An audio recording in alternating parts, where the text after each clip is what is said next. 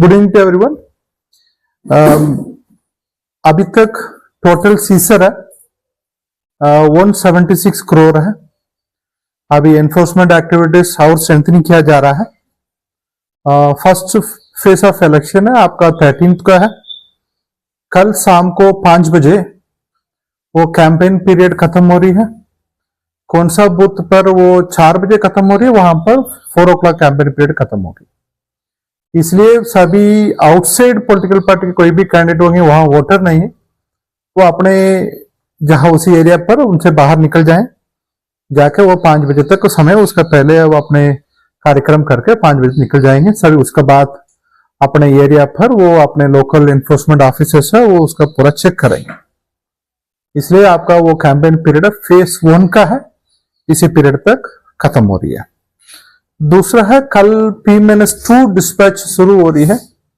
Specially हेलीकॉप्टरिंग कहां पर हो रही है, वो 5 जिला पर हम लोग हेलीकॉप्टर के माध्यम से पोलिंग ऑफिसर, सेक्टर ऑफिसर देता है। उसमें आपका वेस्ट सिंहभूम, लतेहार, लोगरदगा, गुमला, गढ़वा एरिया पर है। टोटल 225 बूथ में इंडियन एयरफोर्स का सहयोग से पोलिंग पार्टी, सेक्टर ऑफिसर का सुरक्षा का लेकर हम लोग इसी तरफ से एक स्टेप लेता है। वो अभी वो कार्यक्रम सब कल से शुरू हो रही है। वहां पर कल डिस्पैच हो जाएंगे P-2 में। अभी तक टोटल 53 केसेस हुई एमसीसी का वायलेशन का। उसमें सरायकला में 3, रांची में 5, Simdega 2, Dhanbad 3, Ramgarh 2, east Singh 2, Deoghar 1, Garhwa 28, चंदाड़ा 1, Hazaribagh 2, पड़मू 1, Sahibganj 1, Giridih 2, total 53 cases हुई थी। और एक विषय पर भी मैं ब्रीफ करना चाह रहा, वो कैंडिडेट का द्वारा इलेक्शन बूथ लगाया जाता है पोलिंग स्टेशन का, वो 200 मीटर का पेरिफेरी का बाहर में लगाएं। उसका अंदर लगाने के पास उसका ऑब्जेक्शन की जाती है, इसलिए नहीं लगा सकते। इसी बार आप कहां पर भी आप बूथ लगाएंगे 200 मीटर का बाहर में, उसमें ना तो झंडा अलाउड है ना तो बैनर अलाउड है। उसमें क्लियर है केवल आपका एक टेबल, 2 कुर्सी लगा सकते हैं। वहां पर ईटेबल आइटम कुछ अलाउड नहीं।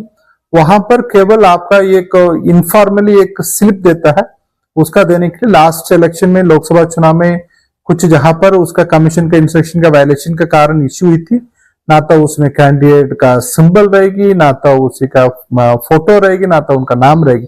केवल प्लेन व्हाइट पेपर में कमीशन का इंस्ट्रक्शन के अनुसार दे सकते हैं। इसलिए उसी बिंदु पर सभी कैंडिडेट से मेरा अनुरोध है, आप इसी के पालन का पूरा तरफ से पालन कर लें।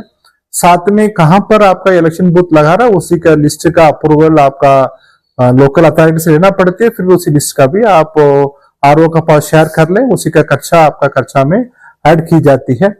इसी जहां पर कोई भी वोट कर दिया उसके बाद दोबारा उसी बूथ पर आकर बैठने के लिए अनुमति नहीं। केवल वोट में किसी का भी कोई रिस्ट्रिक्ट नहीं करना है। वहां पर कोई मंदिर में कहां पर भी जहां पर नहीं रखना, कोई एनक्रोच जहां पर उसका नहीं लगाना। दूसरा है कमीशन का वो इंस्ट्रक्शन बहुत ही क्लियर है। वोटर अपने बूथ में जाने के समय में उनका एपी कार्ड ले जाना।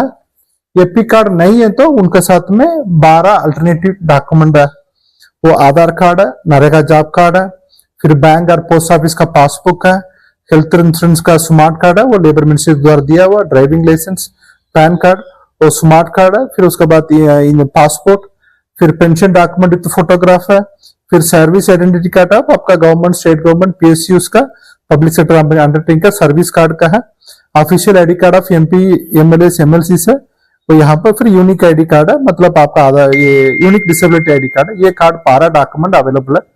आपसे अभी सभी वोटर से ये भी अनुरोध है, आप बूथ में जाने के समय में आपके पास दिया हुआ वोटर इन्फॉर्मेशन स्लिप ले जाएं। वहां पर उसमें सीरियल नंबर मेंशन रहती है, उसका सीरियल नंबर के आधार पर आपका मार्क कॉपी में P1 पोलिंग ऑफिसर 1 वो आपका नाम का जल्दी आइडेंटिफाई करने के लिए आसान होगा। वो जल्दी से प्रक्रिया में आपका जल्दी प्रक्रिया करने के लिए सहूलियत होती है। साथ में किसका पास कार्ड नहीं है, मतलब वोटर इन्फॉर्मेशन है नहीं, उनका वहां पर लोकल का कार्ड देने के लिए भी, एक टोकन देने के लिए भी व्यवस्था किया हुआ है। फिर भी आपका ये आइडेंटिटी कार्ड मैंडेटरी है। विदाउट आइडेंटिटी कार्ड आप वोट करने के अलाउ नहीं की जाएगी। इसलिए एपी कार्ड आजमाइन मतलब 12 आईडी कार्ड है, उसमें ये कर लेके जाना है। ठीक, धन्यवाद।